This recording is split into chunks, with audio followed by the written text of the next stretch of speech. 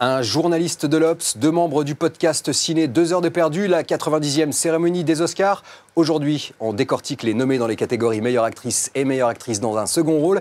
Et on en parle tout de suite avec Nicolas Chalère de l'Obs. Merci d'être là, Nico. Merci. Et Juliana Grignon et Greg Cook du podcast donc 2 heures de perdu. J'ai l'impression que tu nous l'as volé un petit peu. Ouais, je voulais voler. C'est un plagiat, comme dirait Nicolas Chalère.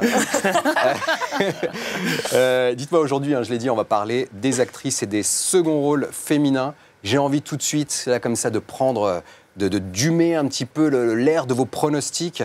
Greg, qui va gagner l'Oscar de la meilleure actrice? Je vais vous le dire, qui va gagner aussi. Voilà, je veux le savoir. J'ai des tuyaux. Alors, je ne me rappelle pas du nom, mais c'est la nana de Billboard, je suis sûr. Mais je croyais que tu avais une idée. Frances McDormand. Donc, la nana de Billboard va gagner selon l'expert ciné. Et Dieu sait que je suis un expert. Non, je trouve que... Elle a gagné le Golden Globe, donc c'est toujours un bon indicateur. Ah ouais, non, mais c'est un très bon indicateur, au contraire. Non, mais c'est bien. Golden Globe. Ah si, justement. Souvent, c'est un petit peu le doublé. Bon, alors, comme quoi, ça se confirme. Elle va gagner. Là, Greg, tu m'as soufflé. J'ai envie de passer tout de suite à Juliana. On met 100 balles sans problème. Et pour le second rôle, je vais te le dire tout de suite aussi, c'est Mary J. Blige. Je sais pas pourquoi. Je t'ai pas encore posé la question. J'y reviendrai dans 2 secondes. Allez, vas-y, fais l'émission. C'est tout ce que j'avais à dire. Juliana. Moi, j'aimerais bien que ce soit Margot Robbie. Et en plus, je vais pronostiquer avec mes goûts. Voilà, comme ça, elle est super. C'est une super comédienne. Elle n'a que 27 ans, je crois, ou 28. Il me semble 27. Presque moi. Elle est superbe, évidemment. Ah oui, mais c'est un talent infini, cette femme. Et alors, dans Moi, Tonya, elle est juste parfaite. Elle a vraiment hyper bien. Elle est exceptionnelle. Malheureusement, ça sent pas super bon. J'ai pas l'impression qu'elle va le choper. A priori, effectivement, on irait plus vers Frances McDormand. Mais bon, Nicolas. Non, mais c'est déjà bouclé. C'est Frances McDormand qui va l'avoir, il n'y a pas de doute. Mais alors, dans les nommés, donc, je rappelle rapidement Sally Hawkins, Frances McDormand, Margot Robbie, Saoirse Ronan pour Lady Bird et l'inévitable Meryl Streep qui a déjà gagné 3 Oscars. 21 nominations, dont 17 à meilleure actrice. Elle en a trop. Mais non, mais la vie de Greg, elle en a trop. Oui, mais ça, elle les mérite, elle les mérite. Bien sûr, c'est la meilleure. Elle en a eu pour Kramer contre Kramer, le choix de Sophie et la Dame de Fer. C'est le repère, parce que si elle n'est pas là, on ne sait plus trop où on est. Mais elle est super dans Pentagon Papers, il n'y a rien à dire. Elle est très bien. Moi, je regrette qu'il n'y ait pas Sienna Miller pour The Lost City of Z. Ouais, elle avait peu de chance, mais voilà. Et Vicky Krieps de Phantom Thread, c'est mes 2 obsessions. Mais pourquoi? Est-ce que c'est parce qu'elle est luxembourgeoise et qu'elle est rousse? D'ailleurs, toutes les rousses des Golden Globes ont été écartées. Jessica Chastain, qui était nommée aux Golden Globes, a été écartée. Il y avait... et puis, donc, Vicky Krieps. Balance ta rousse, quoi. Voilà, balance ta rousse, je pense que ça va pas, ça. Vicky Krieps, révélation, mais tellurique, quoi. Ah oui, elle est... Je l'avais jamais vue. Il me semble que je l'avais jamais vue. Elle avait quelque chose dans Phantom Thread. Elle a eu un rôle dans le jeune Karl Marx, il n'y a pas très longtemps, mais elle n'était pas du tout, elle n'avait jamais été mise en avant comme ça, et elle est à la fois, elle est à la fois altière, en même temps elle a quelque chose d'assez rustique, elle est quand même très très forte, quoi. Elle tient tête à Daniel Day-Lewis, il faut y aller.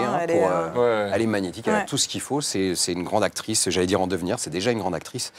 Second rôle féminin. Greg, tu nous as dit Mary J. Blige. Ouais.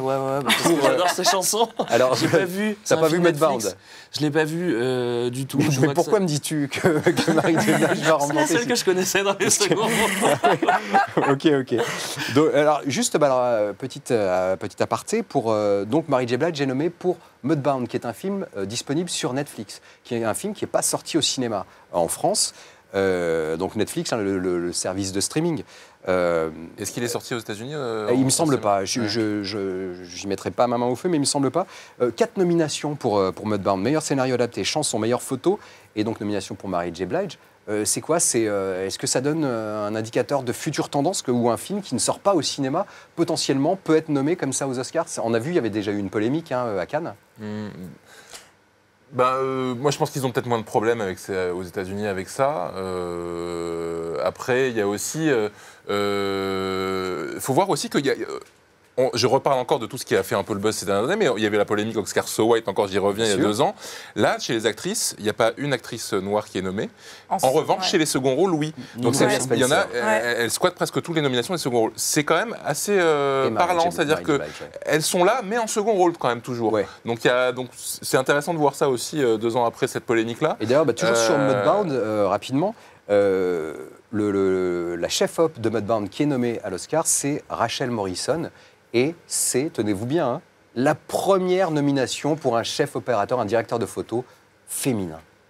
C'est fou. Non, mais c'est dingue. C'est fou. Les Oscars existent depuis 1929. Il n'y a jamais eu une femme qui avait été nommée jusque-là. Ça dit quoi un petit peu de cette cérémonie ? Sinon qu'elle est dirigée par des blancs de plus de 60 ans essentiellement. Ça, moi je sais. Après je sais pas. Moi j'aime pas rentrer dans les quotas. Je pense que ce serait débile de rentrer dans des quotas et tout ça. Moi je pense qu'il faudrait bien eu forcément des femmes qui auraient mérité d'être nommées. Mais voilà. Je pense qu'il y a de toute façon il y a un machisme dans la culture occidentale et même plus générale de la culture mondiale qui est là depuis des millénaires. On en reparlera dans un prochain On en reparlera dans quelques. Non mais voilà. Donc mais effectivement c'est marrant qu'ils réagissent dans la mesure où ils le peuvent. De manière un peu bizarre, voilà, comme je vous ai remarqué. Et je pense d'ailleurs qu'en second rôle, ce ne sera même pas une actrice... elles sont 3 ou 4 actrices noires à être nominées. Je pense que ce sera plutôt Allison Janney, pour moi, qui va l'avoir et qui est vraiment la favorite. Qui le mériterait, il n'y a pas de souci là-dessus. Mais bon... Je ne saurais que dire sur ce... Mais effectivement, je pense que les votants sont un peu plus... En plus, l'Académie était un peu rajeunie et qu'ils sont un peu plus alertes sur ces questions-là. Peut-être pas encore assez, ou en tout cas, peut-être que le métier n'est pas encore assez bien réorganisé pour que tous les postes soient bien répartis, quoi. Ça sera le mot de la fin. Il était bien le mot de la fin. Merci Nicolas, merci Juliana et merci Greg d'avoir été avec nous pour ce buzz spécial Oscar. Et merci surtout à vous de l'avoir suivi. À bientôt sur Paramount Channel. Et d'ici là, buzzez bien.